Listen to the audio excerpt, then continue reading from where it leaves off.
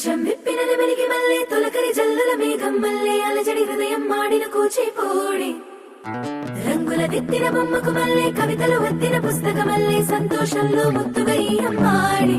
ఆరారు ఋతువుల అందం ఒకటిగా కలిపి వింతలు ఏడు పక్కకు జరిపే కొత్తగా పుంతలు తొక్కెను ఈ అరవిందం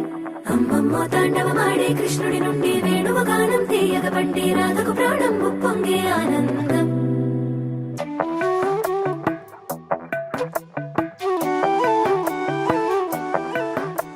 మధురము కదా ప్రతొక నడక నీతో కలిసేలా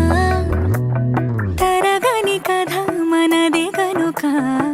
మనసు మురిసినిలా ఒసురే